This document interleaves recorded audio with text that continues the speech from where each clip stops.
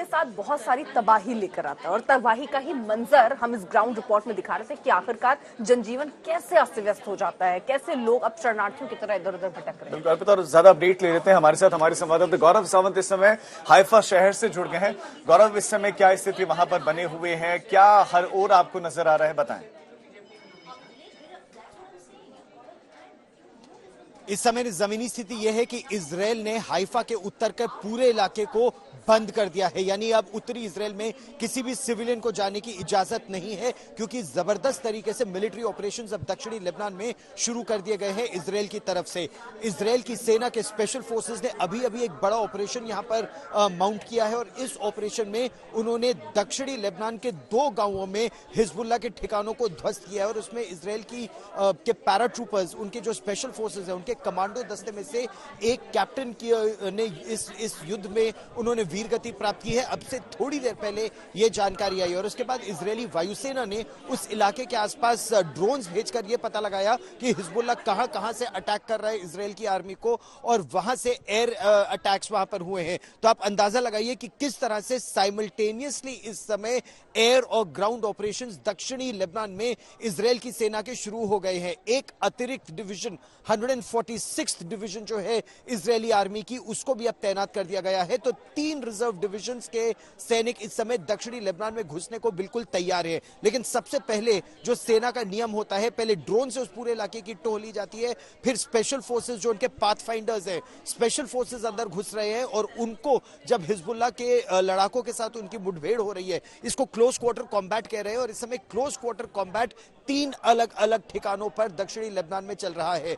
Israel ने Arabic में एक पूरा संदेश अवाली नदी तक सारा इलाका खाली करने को दे दिया है, क्योंकि अब बहुत बड़े तरीके से ग्राउंड ऑपरेशंस और एयर स्ट्राइक्स न केवल लिटानी नदी तक बल्कि अवाली नदी तक शुरू कर दिए जाएंगे, यानी दक्षिणी लेबनान के पूरे इलाके को खाली करने का आदेश इजरायल की सेना ने अरबी भाषा में वहां के लोगों को दे दिया है। ठीक है गौरव, आप नजर बनाए रखिए। तो जिस तरह के हालात हैं हम वो भी दिखा रहे हैं। उसके अलावा आपको बता दें हाइफा, जहां पर जो तीसरा बड़ा शहर इजराइल का, वहां पर लगातार हमले भी हो रहे थे, जिसके जवाब में अब जमीनी कार्रवाई और अब किस तरह से समुद्र के रास्ते, नदी के रास्ते भी ये सेनाएं जो हैं वो आगे बढ़ रही हैं। यानी अब 2 तरीके से तो मोर्चा खुल चुका है।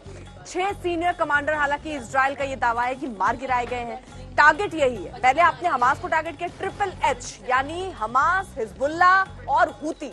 हमास को आपने नस्तनाबूद किया है, अब आगे आप बढ़ के हिजबुल्लाह के हर ठिकानों को आप तबाह कर रहे हैं, जहां पर हथियार है, जहां कमांडर हैं, बड़े बड़े कमांडर जो हैं, शीर्ष नेतृत्व जो है, उनको ढेर किया है और धीरे धीरे अब जमीनी कार्रवाई भी यहाँ शुरू कर दी। लेकिन ऐसा नहीं है कि इजरायल के सामने चुनौतियां कम नहीं हैं। जैसे गाजा में परिस्थितियां थी, गाजा में जिस तरह से नेटवर्क बिछा हुआ था हमास का, बिल्कुल बताया जा रहा है कि उस तरह का पहले तो हिजबुल्लाह ने बिछा रखा है।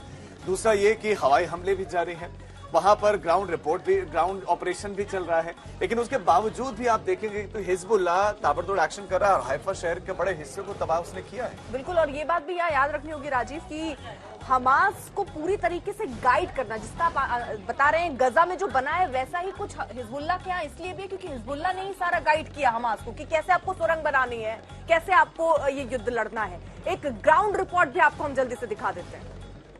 इजराइल की तरफ से बम दागा जाएगा, मिसाइल दागा जाएगा, उसका अनुमान और उसकी कल्पना करना भी मुश्किल हो रहा है। यही कारण है कि करीब 20 लाख लोग यानी 2 मिलियन लोग जो हैं पूरे लेबनान से पलायन करने पर मजबूर हो गए हैं, विस्थापित हो गए हैं। कुछ दक्षिणी इलाकों से यहाँ बीरूत के सुरक्षित इलाकों की तरफ आए हैं, कुछ सड़कों पर अपनी रातें बिता रहे हैं। कई सारे लोग जो अधिकतर हैं वो सीरिया चले गए हैं। सीरिया के लोगों में से भी कई सारे 2021 में जब वहां गृहयुद्ध था, करीब 10 लाख लोग सीरिया से भागकर लेबनान आए थे अपनी आप को सुरक्षित महसूस करने के लिए। यहीं पर वो काम और अपना धंधा चला रहे थे। वो भी अब कहीं ना कहीं लेबनान जो कि पूरी तरह से युद्ध से पीड़ित है, वहां से वापस भाग रहे हैं। यहाँ बीरूत शहर जो कि एक जमाने में गुलजार हुआ करता था तमाम खाड़ी देशों के पर्यटकों से, वो एक सन्नाटे में बदल गया है। अब जिनकी मजबूरी है, जो लोग यहाँ रहते हैं वो दिन में इधर उधर करते हैं, लेकिन रात होते ही एक बार फिर सन्नाटा शुरू हो जाता है और बमबारी होती है। लेकिन न सिर्फ अब दक्षिण बीरूत में, लेकिन जो बीरूत के अलावा लेबनान के दूसरे इलाके हैं, दक्षिणी लेबनान में तो युद्ध चल ही रहा है। खासतौर से अगर हम उत्तरी और सेंट्रल लेबनान की बात करें, वहां पर भी चुन चुन के इजराइल जो है वो हम हिजबुल्लाह पर हमले कर रहा है। जहां तक आपने ईरान की बात की, पिछले 3 दिन से ये कयास चल रहा है, आज नहीं तो कल, कल नहीं तो परसों जो है इजराइल ईरान पर हमला करेगा, क्योंकि ईरान की तरफ से जो मिसाइल स्ट्राइक सबसे बड़ी हुई थी, 200 मिसाइल जो है वो दागे गए थे इजराइल पर। उसके बाद ये अटकलें हैं कि कब और कहां पर इजराइल जो है वो ईरान पर हमला करेगा। लेकिन दूसरी तरफ ईरान ने भी इजराइल को आगाह किया है कि यदि कोई हमला ईरान पे होता है तो उसका जवाब बहुत खतरनाक होगा और उस जवाब में बहुत जो है इजराइल को नुकसान पहुंचाया जाएगा। अमेरिका की तरफ से कोशिश है कि किस तरह से इजराइल को फिलहाल कुछ कंट्रोल में रखा जाए। फ्रांस की तरफ से कोशिश है किस तरह से हिजबुल्लाह के साथ इनका जो युद्ध चल रहा है वो थमे, और हमास में भी कतर की तरफ से कोशिश चल रही है कि हमास के साथ भी किस तरह से युद्ध विराम हो। वो कोशिश अपनी जगह है, लेकिन ये भी एक हकीकत है कि बेंजामिन नेतन्याहू कुछ नहीं माने। तो मैदान जंग में क्या स्थिति है वो आपने देखी, लेकिन स्थिति इस समय बहुत ही बुरी नजर आ रही है, क्योंकि अब तक 2100 लोगों की मौत हो चुकी है। लेबनान में हम नुकसान की बात कर रहे हैं और ये संख्या दिन दिन बढ़ती ही चली जा रही है। घायल भी 11,000 से ज्यादा लोग घायल हैं। कल पिछले 24 घंटों में लगातार हमले होते रहे। 20 लाख से ज्यादा लोग बेघर हो गए हैं, पलायन को मजबूर। अपने घरों को छोड़कर जाते हुए हमने देखा कि बॉर्डर पर कैसे लंबी कतार है, लोग वाहनों का भी इंतजार कर रहे हैं। एक सुरक्षित पनाहगार की आवश्यकता उनको कि जहां पर वो जीवित कम से कम रह सके। ऐसे में हिजबुल्लाह सदर्न फ्रंट के कमांडर को भी ढेर कर दिया, यानी कि इजरायली एक्शन रुक नहीं रहा है उसके बाद। बिल्कुल नहीं, जैसा हमने बताया कि पिछले 24 घंटों में उन्होंने 250 के लगभग ठिकानों पर हमला किया है। और वो सिर्फ हिजबुल्लाह नहीं, देखिए नासिर यूनिट और बादर यूनिट पर हमला किया गया है। अगर रिहायशी इलाकों में भी हिजबुल्लाह के लोग हैं, हमास के लोग हैं, तो वहां पर भी इजराइल जो है अजीज यूनिट के कमांडर्स भी मारे गए।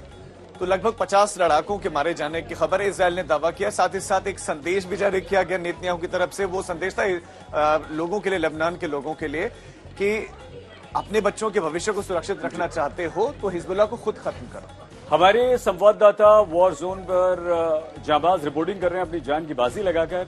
ऐसे एक हमारे संवाददाता आशुतोष मिश्रा की एक्सक्लूसिव रिपोर्ट। मैं इसमें बेरूत के साउथ सबर्बन में हूं और मैं जहां पर खड़ा हूं ये हिजबुल्लाह के एक टॉप कमांडर का घर था, जो इजरायली एयर हमले में इसको नेस्तोनाबूद कर दिया गया। मेरे पीछे जो आप देख रहे हैं वो सिर्फ विध्वंस की तस्वीर है। एयर स्ट्राइक के बाद इस यहाँ के सारे लोग जा चुके हैं, जो भी बचा खुचा सामान था ज़रूरी उसको लेकर के। सारी गाड़ियां जो आप देख रहे हैं वो ध्वस्त हो चुकी हैं। और इसके साथ साथ अगर आप देखेंगे तो इमारत का ऊपरी हिस्सा, यानी किस तरह स्ट्राइक करता है इजराइल, यहाँ पर उनका घर हुआ करता था और आप देखेंगे कि सीधे ऊपर के जो 2 मंजिल थे वहाँ पर स्ट्राइक हुई, लेकिन उसका इम्पैक्ट जो था वो नीचे तक के हिस्सों में था।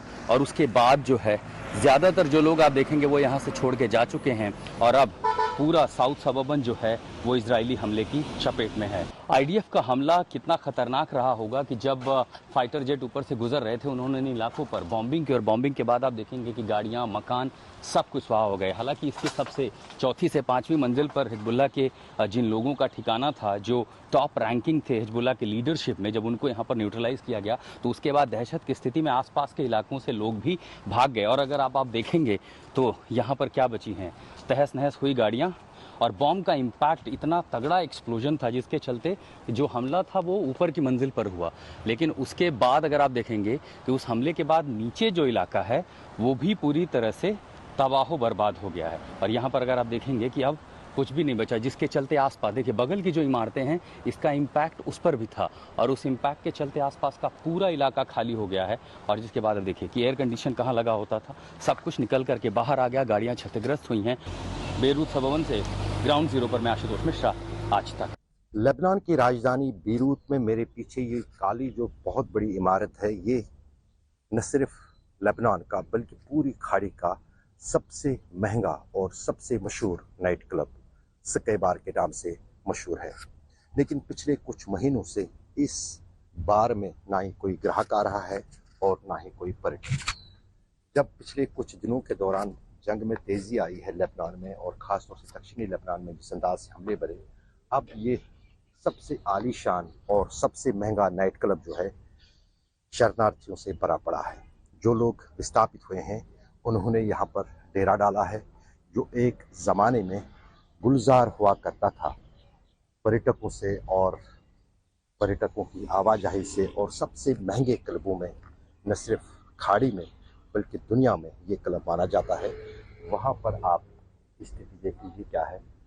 टेबल रिजर्वेशन की जगह पर जो है शरणार्थी बैठे हैं, उनमें से अधिकतर सीरिया के वो शरणार्थी है जो दक्षिण से अब आकर बेरूत आ पहुंचे हैं, और उसके साथ साथ लेबनान के भी कई सारे लोग जो हैं वो भी अब इसी आलीशान स्केबार नाइट क्लब के बाहर डेरा लगाए हुए हैं।